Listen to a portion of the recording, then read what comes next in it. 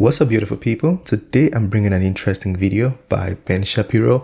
I'm very sure this one is going to be thought-provoking. People are going to disagree, some people are going to agree, but I just urge you to watch it. This is titled America's Worst Presidents. Let's get to it. Who are the 5 worst presidents in American history? Now, you've heard a lot of historians sound off on this, and they'll give you names like Donald Trump, George W. Bush.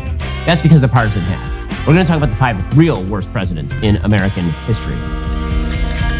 He said the real worst presidents. He didn't say, according to my opinion, according to my view. He said the real worst presidents, which means he has to come with us with true facts. Let's get to it. That's because the partisan hat. We're going to talk about the 5 real worst presidents in American history.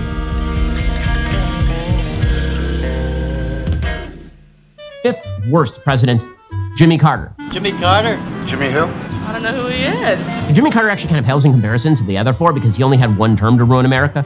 But everybody remembers stagflation, really, really high levels of inflation and stagnation, huge unemployment rates, 8, 9, 10%, inflation rates, 14%, massive gasoline shortages, gas lines, the Iranian Revolution, which he sort of backed. I mean, he let the Shah fall, leading to the Iran hostage crisis of 1979 to 1980. He entered the presidency, pledging to reverse our, quote, inordinate fear of communism. And Why does this sound very familiar in modern times? Soviet Union took him up on that, then invading Afghanistan. That's all the stuff he did while he was president, but he wasn't president for that long. He was president for 4 years and 4 years only. He was a horrible post-president. He built some houses for homeless people. Look, it's Jimmy Carter. That's great. He also hung out with Hamas and actively wrote speeches for Uber terrorist Yasser Arafat, claiming that Hamas's election was actually legitimate. He opposed U.S. intervention in the Gulf War in Kuwait. He actively wrote letters to other members of the UN Security Council asking them to vote against the United States. That's wild. He helped broker the North Korean nuclear deal that eventually led to North Korea gaining nuclear weapons. So, yeah, terrible, terrible ex-president. Probably a worse ex-president than he was even as president, which is saying a lot because he was a real crap president. The next was Obama. Barack Obama clocks in on this list at number 4. Thank God for Obama, because at least now, they know Kenya. No. Please don't bring up Obama. To understand what a bad president Barack Obama is, you have to understand Trump is an outgrowth of Barack Obama. He's a reaction to Obama. And then Biden is a reaction to Trump. So if you're going to talk about where American politics truly went completely off the rails, People give Obama credit because they said when he came into power in 2008, the world economy was in decline, and Obama was able to hold America through that. Do you agree? Answer is Barack Obama. Barack Obama came into office as a unifier. I'm so excited because we are going to change the world. And then he proceeded to radically divide the American population. You can see it in the polling data. 72% of white adults thought race relations were good in 2013. So did 66% of black people. By 2015, that number was 51% of blacks and 45% of whites. Barack Obama's racial polarization was dramatic. He presided over race riots in Ferguson and Baltimore. He promoted the lie that police officers all over the United States are racist, contributing to the rise of the Black Lives Matter movement, raising crime rates around the country. These young men are incredibly angry. He presided over the weakest economic recovery in modern American history because his decision was he was going to spend endless amounts of money and regulate the living hell out of the economy. The Congressional Budget Office initially said that Obamacare would cost $940 billion. It has now been estimated it will cost $1.7 trillion. Wow. Life expectancy in the United States in 2010, when Obamacare kicked in, was 78.54. Today, it is 77.28. So, nailed it with Obama. But it seemed it was sustained for a bit. You see? How many years was this? This is 2010, right? Sustained. So we can probably say this was around like 2015 because this is almost half, right? So yeah, the decline wasn't during Obama. It was during, I don't know, Trump or Biden? Trump? I'm just following his graph here. I don't know. It is 77.28. So, nailed it with Obamacare.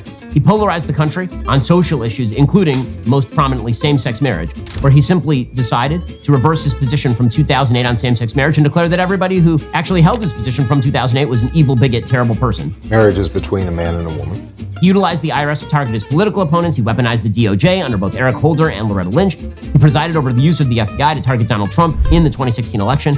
On the foreign policy front, he alienated traditional allies like Israel, sending pallets of cash to America's enemies like Iran. He basically ceded all of Crimea to Russia and then ceded leadership in Syria to Russia.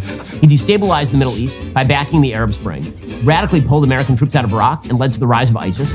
And by the way, he spent more money than all prior 43 presidents combined. Oh, let's see if my credit card still works. So yeah, terrible, terrible president. Third worst president of all time. Most people label him the first, but I actually don't think he matches up, is James Buchanan. Saying that James Buchanan is the worst president of all time is a little much, considering that it would have been on him to stop the Civil War from happening. James Buchanan, in the lead up to the Civil War, endorsed the view that whatever the Supreme Court said about slavery would be obeyed. He actually knew the outcome of Dred Scott, which essentially ruled that black people were not citizens of the United States and could not be citizens of the United States beforehand when he said that. He was a Pennsylvania Democrat, very, very sympathetic to Southern slavery positions.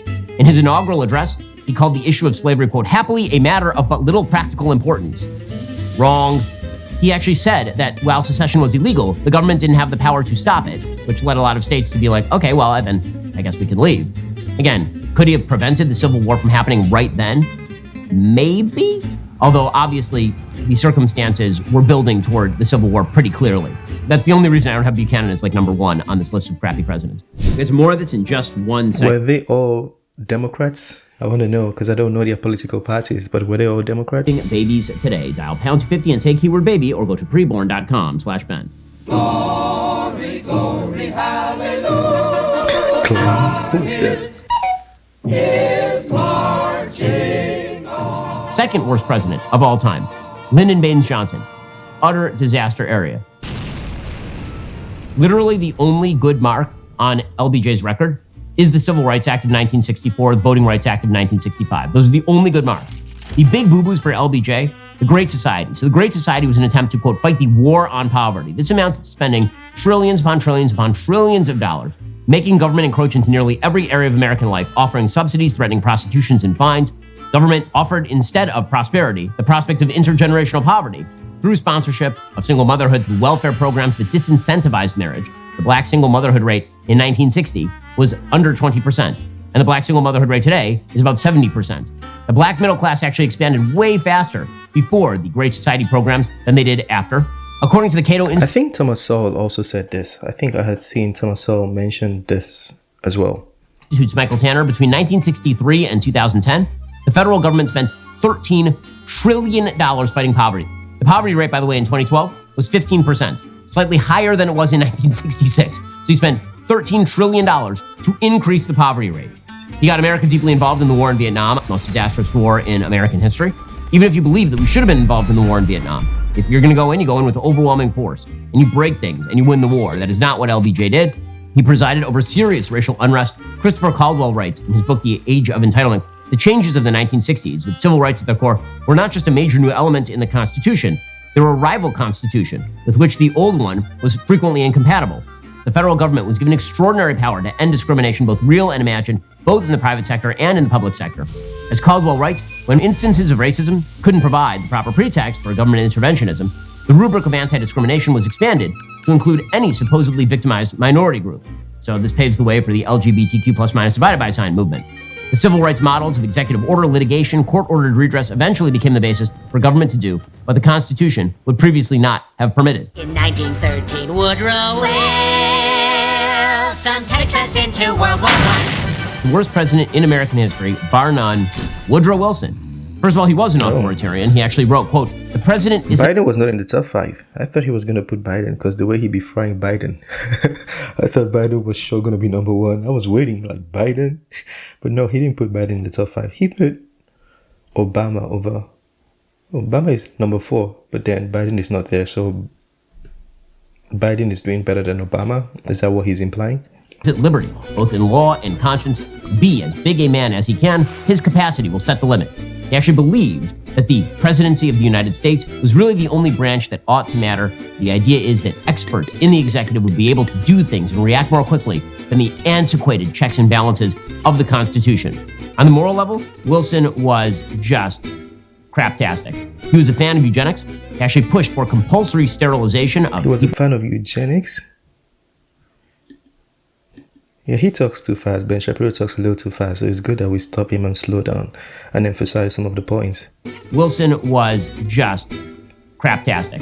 He was a fan of eugenics. He He actually pushed for compulsory sterilization of people with Down syndrome in 1907, before he was president. He even signed a compulsory sterilization bill while he was governor of New Jersey in 1911. Famously, he promised to keep America out of the war in his re-elect effort in 1916, then got America involved in World War I by helping to blockade Germany. And then when Germany attacked American shipping, got America directly involved in World War I. His attempts to broker a peace at the Versailles Conference ended in utter disaster and probably paved the way for World War II. He curbed civil liberties via his Attorney General, A. Mitchell Palmer, and he helped press forward the Sedition Act of 1918 that actually made it a crime for American citizens to, quote, print, utter, or publish any false, scandalous, and malicious writing about the government. Wildly unconstitutional. He nationalized major American industries, including the telegraph industry, the telephone industry, railroad industry. He created a massive economic recession that actually developed into an outright economic crisis in 1920. On the racial front, disaster area. He resegregated the federal services. He presided over major race riots. He showed Birth of a Nation at the White House and called it writing history with lightning. And by the last couple of years of his administration, he was not even in charge of his own administration. His brain was sounds familiar. actually non-functional, and it was Edith Wilson who was actually governing the country at that point. So a terrible president, economically terrible president, terrible wartime president, terrible president on race, terrible president in terms of structuring a massive federal bureaucracy. Just a horrific president, Woodrow Wilson. If somebody says George W. Bush was the worst president ever, really? Did George W. Bush show Birth of a Nation at the White House and stand for eugenics and get us into World War I leading to World War II and also declare himself kind of a dictator? Did he do those things? No. His two big failings, the Iraq War and the economic crisis of 2007-2008, that crisis was not of his making. That came from the Clinton administration. It was their attempt to push subprime mortgages down on the banks and allow bad borrowers to take the money. As far as the Iraq War had wide bipartisan support. And then there's Trump. When people say that Trump was the worst president ever, what they're really referring to is his rhetoric, the bad tweets, whatever kind of weird stuff he was saying that day. But in terms of policy, not even close. Trump presided over a massively booming economy. He put conservatives on the Supreme Court to actually reestablish the checks and balances set up by the Constitution. He helped actually broker peace in the Middle East, which used to be a Nobel Prize thing, and now everybody just ignores because Trump did it. He kept Russia and China largely in check. He's the first president in my lifetime who didn't get America involved directly in a foreign war. The notion that Trump is even remotely near the top of the list of worst presidents ignores a lot of very, very bad presidents. I've heard people say he's the best president in their lifetime, and these are people that are like 50 years old or 60 years old. I've heard that multiple times in multiple occasions.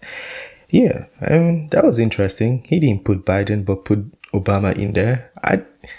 I was kind of young though when Obama was president. I'm not going to even argue, but I was kind of young, and I also didn't really know a lot about the American or any government or politics, so I can't even tell. But at the time, I thought Obama was doing pretty well because the speculation was 2008, the economy had a down market, the world economy had a down market, and Obama was able to rescue or hold America through that time, and he spread inclusion. Actually, that's where DEI started. Ooh, that might make sense. Let me know what you think about that top 5. I don't agree or disagree. If anything, I just don't know. I thought Biden was going to be in there, but Biden wasn't. So it means Biden is not doing as poorly as people speculate. Share your thoughts, smash the like button, subscribe if you're new to the channel. I'll see you on the next one. Peace.